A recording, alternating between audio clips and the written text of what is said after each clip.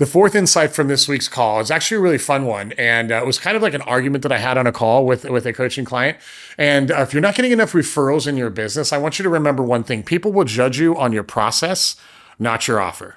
People will judge you on your process, not your offer. You may have heard this said a different way of people will judge you based on how you made them feel, not the output that you gave them. It's kind of the same thing because good process drives good results. That's a Sharon Srivatsa quote. But good process, it's also easy to get great emotions with good process, right? I'll give you a really easy example. I had two pretty good, I would say like 98 out of 100 buying experiences, buying two different cars. One was a Range Rover Sport in 2018 when the model switched over to the new model. Now it's even a newer model than then. And another one was a Porsche Macan S that I got 4 years after the Range Rover.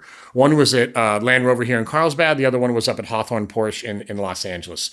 Two easy buying experiences, two totally different processes. I have good things to say about both, but one of the process made me like excited to buy, and the other one was just kind of like cool. There was no pain points, and that's okay. It's just buying a car. I don't need to be like overly emotional about this. It wasn't great. It wasn't bad. It was as expected. And so here's what I mean. When I went into the Land Rover dealership to buy the Range Rover, I didn't even know that I was going to buy a Range Rover Sport. I was just comparing the Land Rover brand to the Porsche brand back in 2018 because I needed something to compare against the Porsche that I really wanted because I felt like I was making a decision, too quick. So I just went across the street and I go in there and there's a semi, like a little flatbed truck, and it's got this, what I didn't know of was a brand new body style of a Range Rover Sport. It still had all the white plastic wrapping around it. And, I'm kind of looking in the showroom. This was before like inventory was, non-existent or crazy. And I know we've kind of recovered since. And I'm walking around the dealership and I see this truck kind of pulling around. And I'm like, what's that? And he goes, oh, that's a brand new Range Rover Sport. I'm like, oh yeah, I noticed you don't have any Range Rover Sports in here. And that's because they just turned over a brand new one. He goes, believe it or not, that's the first one that hit. I think he said Los Angeles south to the border, all the way south to San Diego. It's the first one in the market. I'm like, oh, that's cool. He goes, yeah, it's a pretty good spec. That was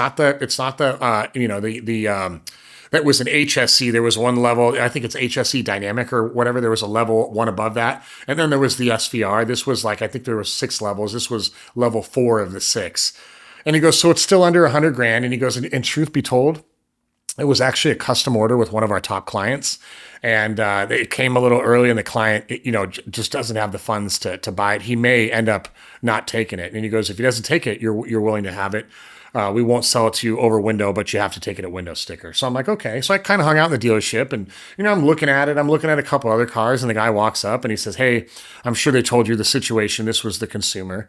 And I said, yeah. And he goes, I could pull everything together. He goes, I could pay some things off and move money around. He goes, I just don't feel like doing it right now. So if you want the car, like no hard feelings, I'm not going to be offended, but if you want it, it's yours. If you don't take it tonight, I may try to make it work over these next couple of days, but if you want to buy it tonight, that's totally okay. So he leaves the dealership. Go back up to my sales rep and I say, hey, is it true? And he goes, yeah, it's true. If you want the car, it's yours, but you got to take it tonight. And I said, okay, what are you motivated if I finance through you? And I put, I don't know how much, maybe 20,000 down or something like that. They did the loan there and I was done like in 30 minutes. Very painless process. There was one kind of little hiccup, but it could have happened anywhere.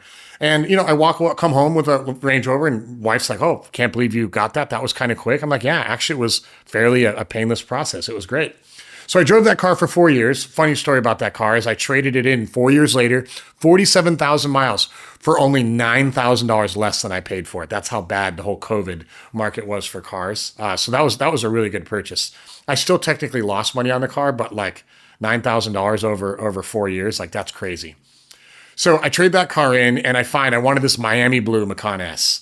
And there's only 2 in the entire country and one was in LA. So I called the LA dealership. I say, hey, there's a Miami blue Macan S. And they're like, yeah. And he goes, you know what we found is people either love that color because it's a loud color or they hate it. I'm like, well, I love it.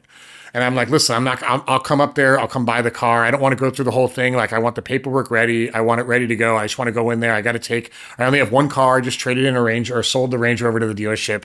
I don't have time to waste there. Plus it's going to take me an hour and a half to get there, an hour and a half to come home. So if you can make the promise that everything's ready to go, I could just come in, give you the check, sign, and walk away, I'll buy it. And, they wanted 20 over window at the time. I got them down to window sticker, all that. We did all that over the phone. I walked in And it was like a Sunday morning, right when they opened, and the Macan, which keep in mind, I think it was 87,000 or something like that. And I tell you the price from a perspective of in the Porsche world, that is the bottom end of the Porsche brand. Like these are not cars that the sales reps are making a ton of money on. Like they're looking 150, 200, 3, 4, even 700,000 on some of these cars. So this is kind of like the bottom of the range for the brand.